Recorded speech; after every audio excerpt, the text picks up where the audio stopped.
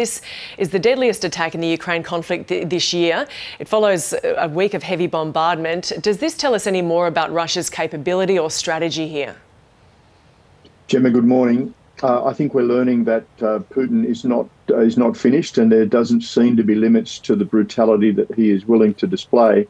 As your previous clip indicated, I believe this is clearly linked to the Ukrainian success in what we're calling the Kursk salient. The Ukrainians have penetrated Russian territory and have made considerable success just to the northeast of this location.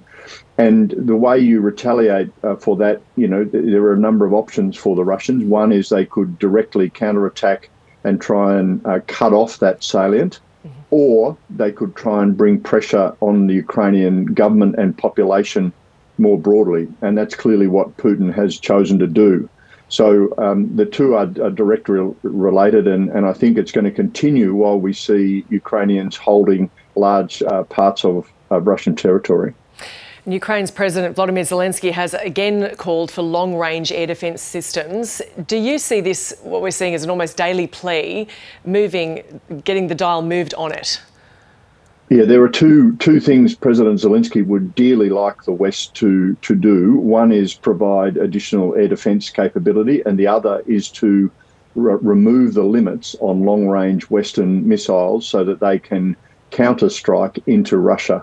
What he would like to do is detect missiles like these Iskander missiles that have been used in this situation, and he would like to strike them deep in Russian territory. They can fire from up to 500 kilometres inside Russian territory, which means at the moment they're largely impervious to counterstrike. So President Zelenskyy has been pleading with the West to remove those restrictions.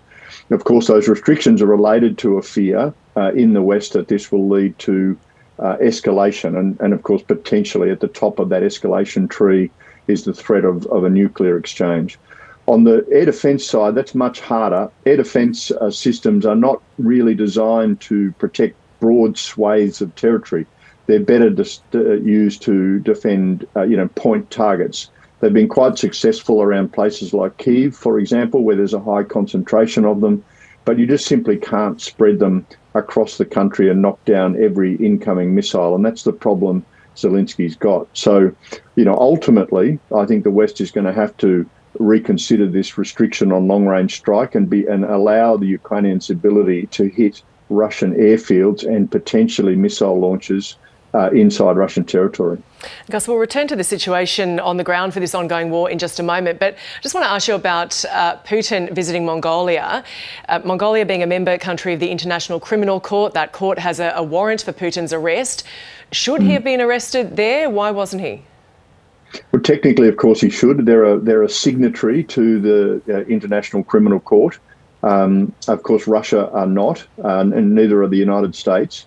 And so he should have been arrested when he landed. But what we know is that the reliance on Russia particularly for liquid energy meant that was highly unlikely to be the case.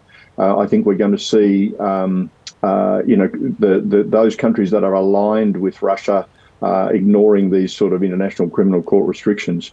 It is a difficult situation for the West necessarily to argue about, of course, because the United States, China and Russia are not signatories to the International Criminal Court processes. So while I would have been absolutely attractive to see him put in handcuffs as soon as he came down the stairs of that aircraft, I think it was highly unlikely. Now, Ukraine's incursion into Russia, it's now in its fourth week. As you said earlier, it certainly has angered Moscow. But is Putin abandoning the Kursk region, at least for now? This is a really interesting one to watch from my point of view, because I think it has exposed that Putin's ability to counterattack that incursion has been limited and ineffective. But on another level, if he doesn't care for the people in that area, which it's highly likely to be the case, Putin's not likely to have any particular emotional attachment, then he's willing to be patient and inflict harm on Ukraine in other areas. One is the strikes that we've seen, but we're also seeing continual grinding offense in the east of Ukraine, along the boundary of the conflict area between Ukraine and Russia, and we're seeing massive volleys of artillery and rocket fire. The Russians are kind of inching forward. Sometimes it might be only a few hundred meters a day, but they are making significant gains back, further into Ukraine territory.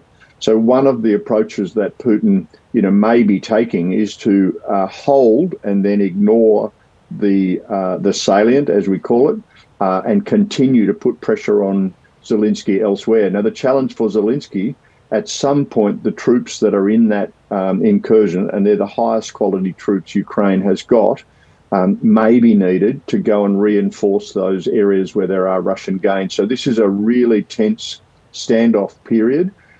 Two leaders who are determined, and one of them will blink first, and it's not clear yet who that's going to be.